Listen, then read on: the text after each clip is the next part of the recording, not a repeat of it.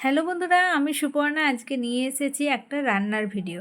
আজকে আপনাদেরকে বানিয়ে দেখাবো সবার প্রিয় ছোলে বাটুরে। বাজারে যখন আমরা ছোলে বাটুরে খেতে যাই সেখানে ছোলের কালারটা কিন্তু কালচে কালচে হয়। আর সেই কালচে কালারটা বানানোর জন্য আমি প্রথমে চায়ের লিকার বানিয়ে নিয়েছি।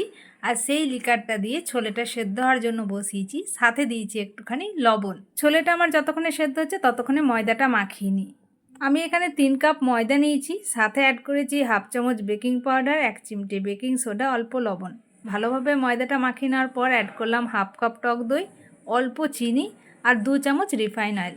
ভালোভাবে ময়দাটা মাখিয়ে নিয়েছি। অল্প অল্প জল দিয়ে একটা সফট ডো বানিয়ে 1 ঘন্টার জন্য চাপা দিয়ে রেখে দেবো এই ডোটাকে। এইদিকে ছোলেটা সেদ্ধ হয়ে গেছে, ছোলেটা রেডি করে নেব। তো শিলপাটায় বেটে নিলাম একটুখানি আদা, রসুন, কাঁচা লঙ্কা।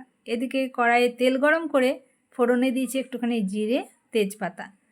তারপরে দিয়ে দিলাম একটা কুচিয়ে রাখা পেঁয়াজ। পেঁয়াজটা একটু ভেজে নেওয়ার পর অ্যাড করে দিলাম আদা, রসুন, কাঁচা লঙ্কা বাটাটা। মশলাটা একটু কষিয়ে নেওয়ার পর গুঁড়ো মশলাগুলো একে একে অ্যাড করব। প্রথমে অ্যাড করছি হাফ চামচ হলুদ গুঁড়ো, হাফ চামচ ধনের গুঁড়ো, হাফ চামচ জিরের গুঁড়ো। আমি এখানে লাল লঙ্কার গুঁড়োটা অ্যাড করলাম না, কালারটা কালচে হওয়ার জন্য। তারপরে অ্যাড করলাম একটা কুচিয়ে রাখা টমেটো।